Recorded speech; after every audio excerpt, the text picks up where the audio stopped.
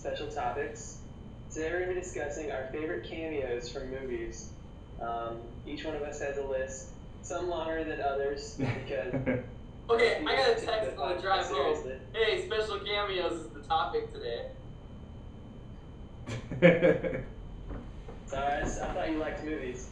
My bad. I do, but I hate cameos.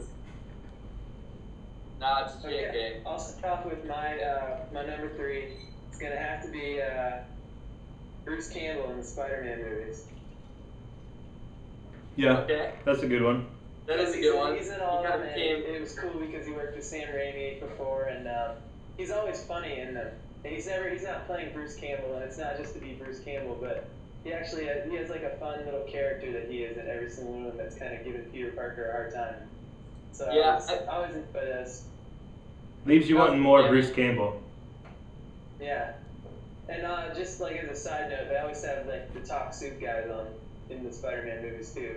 Like Joel McHale was in one of them, and then the other talk soup guy that no one cares about. Oh yeah.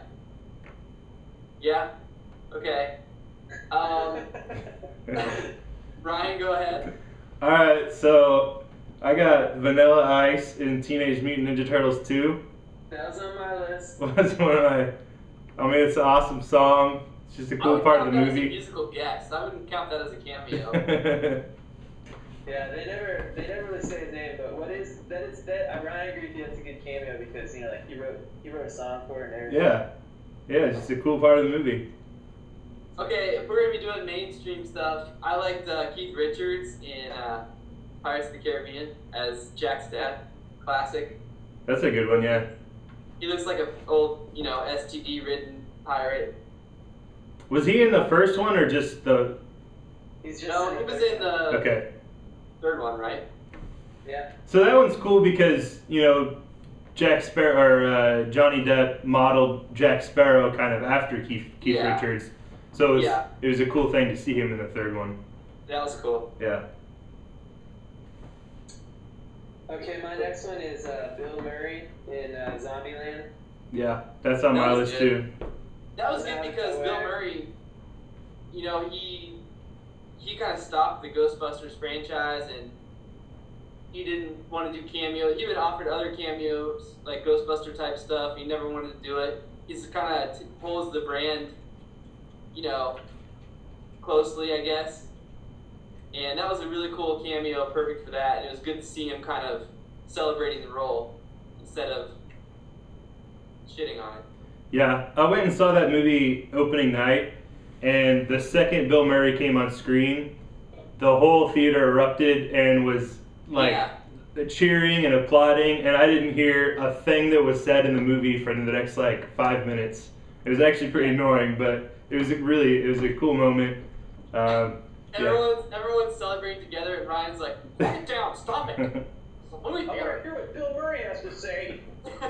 Well, I didn't get to hear it until it came out on DVD later. Another thing to talk about is, they ruin cameos so much. Like in The Hangover, they totally ruined Mike Tyson's cameo, but in Zombieland, completely took everybody off. Yeah. Yep. And those are so much more effective.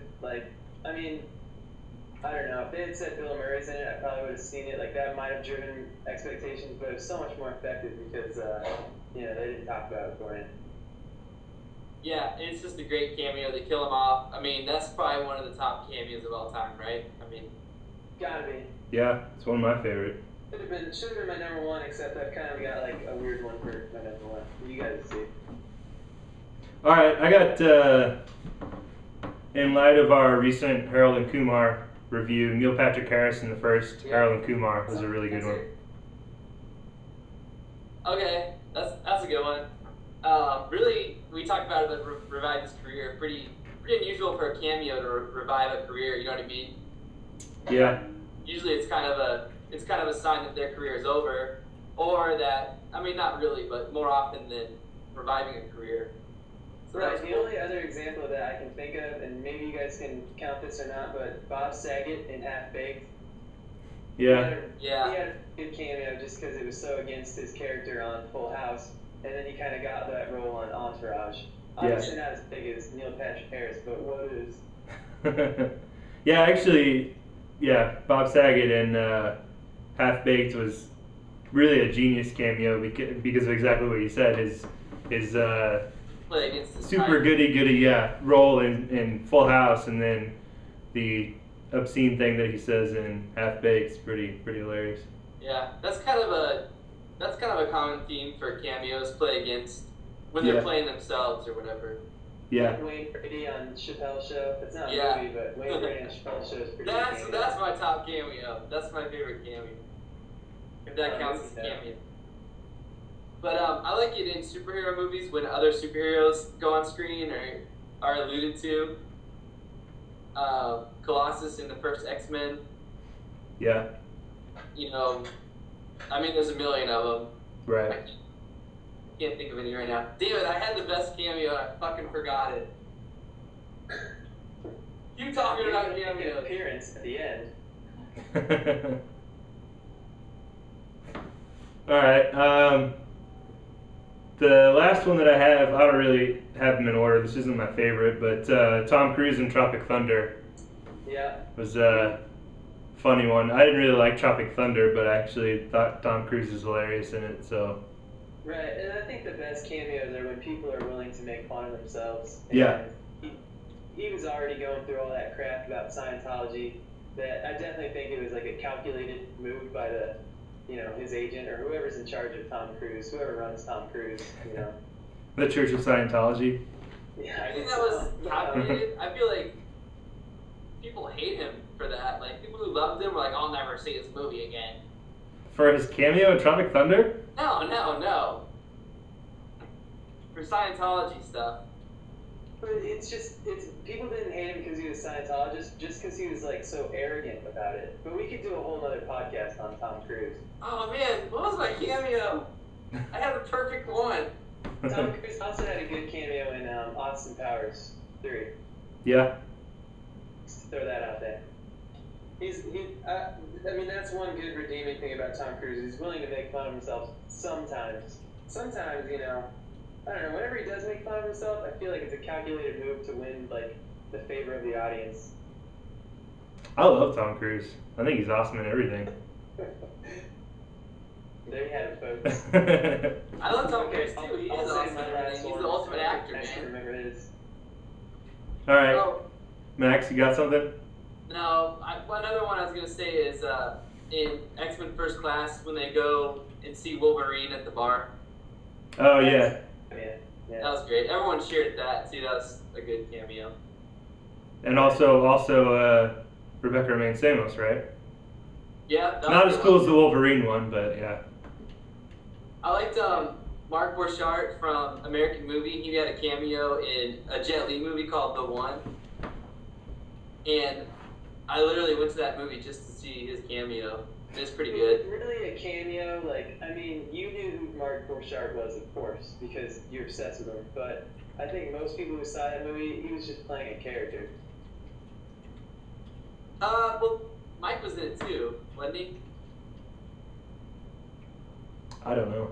They made a few cameos together, but yeah, that could be, I guess. But what's his name from King of Kong? Steve Wiebe. Yeah. He had a few small parts in some films because people thought that movie was so funny and so great. He's had a few cameos.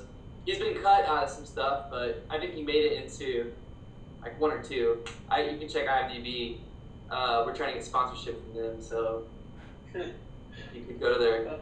My number one is, I'm going to go with Christopher Walken because of his cameos in Pulp Fiction, Sleepy Hollow, and in Annie Hall. Because all of them are just like really tiny parts. Like in Pulp Fiction, he plays he brings that guy's medal back to Bruce Willis. You remember that? Yeah. And then in Sleepy Hollow, he plays the bad guy, even though it's like he doesn't even have any lines, but he has. Yeah. I don't know. Sleepy Hollow is one of my favorite movies. Sleepy Hollow is really good. It's totally underrated, but it's Very good film. underrated. You know what? Christopher Walken, for a long time, he just plays cameos. I mean, that's kind of his film career, is small parts and cameos. You know, I mean, when he was young, he had a lot of films, but what has he done where it's not a small part? Ping Pong, where he's the bad guy. So Hey, real quick, what in your guys' mind is the difference between like a small role and a cameo?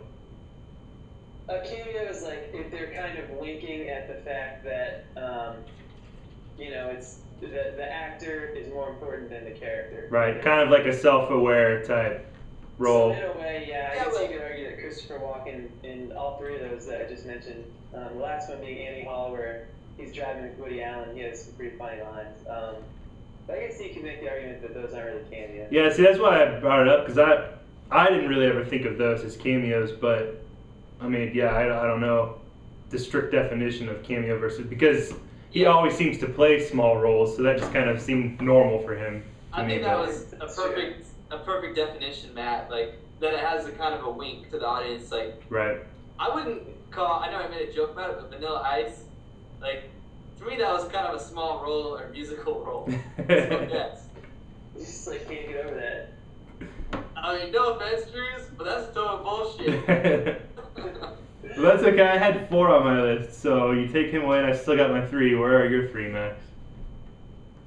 Yeah, so one's I guess right probably here, and then if I click over here, I think I see one right there. Yeah, I think Bill Murray. If we had to pick a winner of the cameos, that in Zombieland is pretty awesome. Yeah, I think definitely that's the best cameo that I can think of in recent times. Yeah, let us know if we forgot any good ones. I'm sure the internet will tell us how stupid we are. You are stupid. All right, www.enjoyeverymovie.com. Check it out. Take us out, Matt. Thanks for watching.